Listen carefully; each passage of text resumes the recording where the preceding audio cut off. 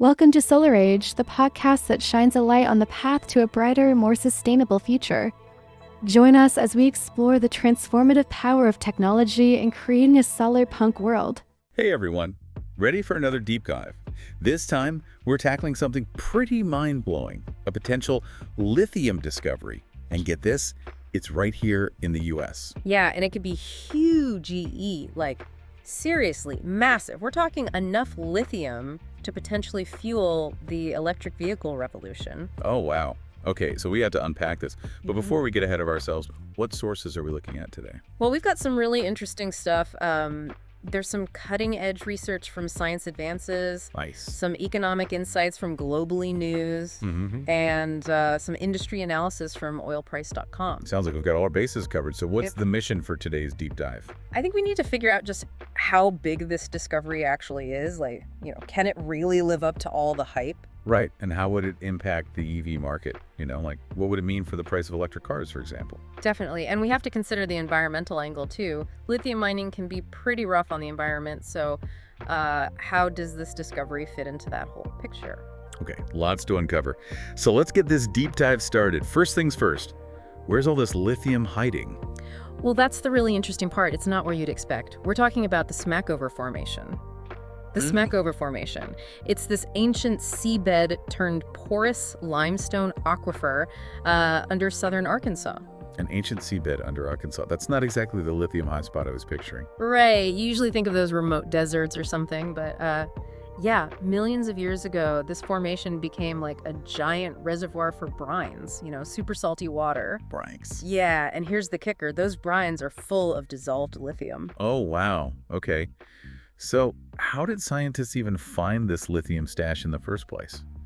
That Science Advances article mentioned some pretty high-tech methods, right? Oh yeah, they went all out. The U.S. Geological Survey used this machine learning model to map everything. Machine learning. Yeah, they basically fed a ton of geological and chemical data from the region into this computer program and trained it to predict where the highest lithium concentrations would be. So a computer basically pointed them to the lithium.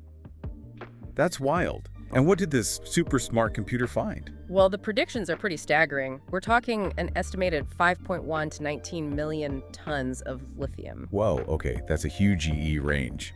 So help me wrap my head around those numbers.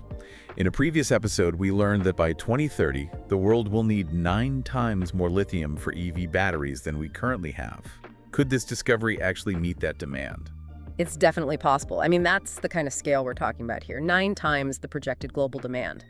And, Globally News is reporting that this lithium trove could be worth hundreds of billions of dollars. It's just insane. Wow, so this could be a real game changer. Okay, before we get too lost in lithium-fueled daydreams, let's back up for a second. Remind us why lithium is so crucial for electric vehicles in the first place. Sure, yeah. So basically, lithium ions act like these tiny little energy shuttles inside a battery. They zoom back and forth, carrying an electrical charge. And because lithium is the lightest metal, it keeps batteries light, which is, essential for EVs. Plus, it can store a ton of energy in a small space. It's kind of the MVP of battery materials. Okay, so we've got this potentially enormous lithium source, a skyrocketing demand for EV batteries. Sounds like a match made in, well, maybe not heaven, considering the environmental impacts we were talking about earlier.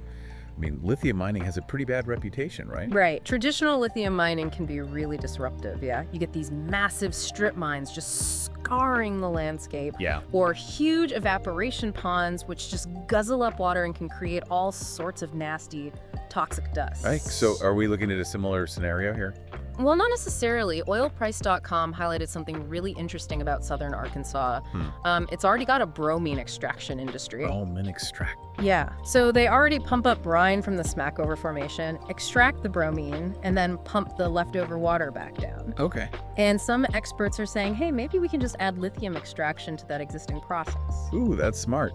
So instead of digging up a bunch of new mines, we'd basically be piggybacking on existing infrastructure. That would definitely minimize the environmental damage, right? Exactly. It could be a total game changer. Less disruption, less environmental impact. It almost sounds too good to be true. It does. But I'm sure there are some caveats. Are there any scientists or environmental groups raising concerns?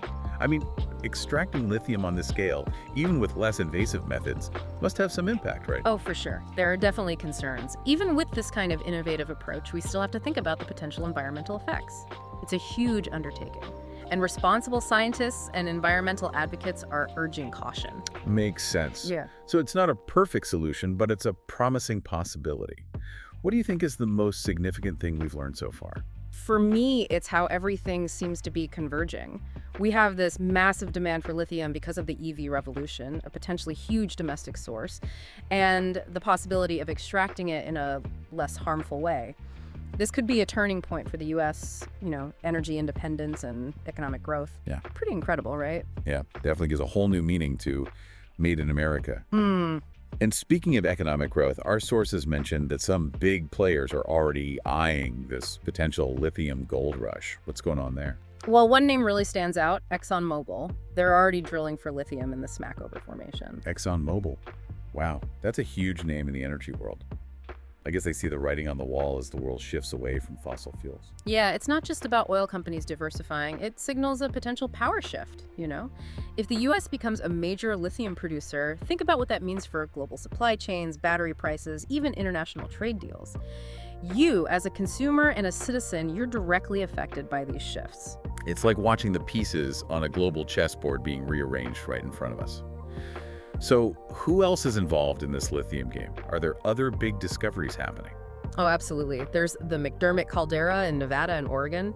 That one's estimated to hold even more lithium than the Smackover Formation. And then there's the Salton Sea in California. It's so rich in lithium-containing geothermal brines. They call it Lithium Valley. Lithium Valley. Sounds intense. Yeah. Geothermal brines. What are those exactly? Imagine these super hot, salty water reservoirs way down underground. Turns out they're packed with dissolved lithium, offering this unique extraction opportunity. Wow, so we've got this potential lithium bonanza in Arkansas, maybe less environmentally damaging ways to get it out, and big players like ExxonMobil making their moves. It's a lot to process. But what does it all mean for the environment and the communities in these areas? We'll dive into those impacts and what they could mean for you right after. Actually, we'll just get right into it. No breaks. It is exciting, all this potential with this lithium, but we really can't ignore what it might do to the environment. Even if we find less invasive ways to get it out, there's still going to be risks. Yeah, you're right. It'd be pretty naive to think we can just extract tons of lithium. There's zero impact, So what are scientists and environmental groups worried about specifically?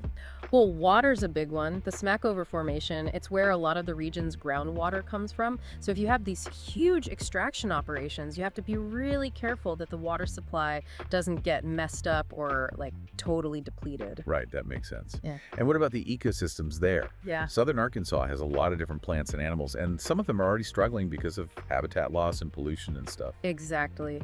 We have to figure out how risky this is for the sensitive habitats and endangered species.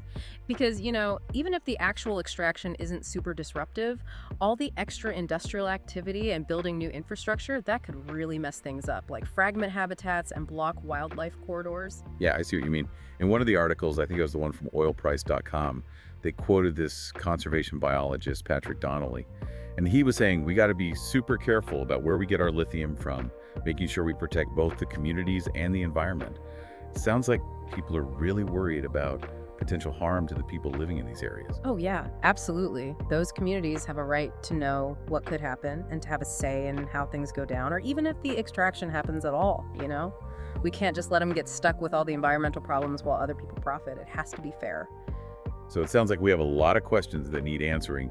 What kind of research or studies need to be done to make sure that if this lithium extraction does go ahead, it's done responsibly and sustainably? Well, we need some serious environmental impact studies, and not just looking at the immediate extraction site, but the bigger picture. We have to understand how things like water resources, air quality, wildlife, the whole ecosystem could be affected in the long run. And what about the social and economic impact on the people living there? How do we make sure they have a voice and their interests are protected? That's where community engagement is so important. Those local residents, they need to be part of the decision-making process from the very beginning. Yeah. What are their thoughts on mitigation strategies, monitoring plans? How can we make sure the benefits are shared fairly? Their input is crucial. It's a tough balancing act, isn't it? Weighing the potential benefits of this lithium against the need to protect the environment and these communities. Yeah, exactly. It really shows how complicated this whole clean energy transition is. It's not as simple as just swapping out one problem for another. We have to be smart about it. Earlier you mentioned ExxonMobil is already drilling for lithium in the Smackover Formation. I mean, them getting involved, that kind of tells you this is more than just a scientific discovery, right? This is turning into a big economic opportunity. It's a huge sign that these big energy companies, they see the potential here. They know lithium is the future. And it fits in with what the Biden administration has been saying about boosting domestic EV and battery production, becoming less reliant on China. Oh, yeah, that's right. That Globally News article talks about the Biden administration's goal to, bring lithium production back home and boost U.S. manufacturing. If we really could become a major lithium producer, how do you think that would impact the global landscape? Ooh, that's a big one.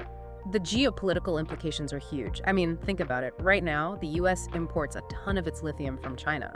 But if this discovery pans out, it could totally shift the balance of power in the lithium market.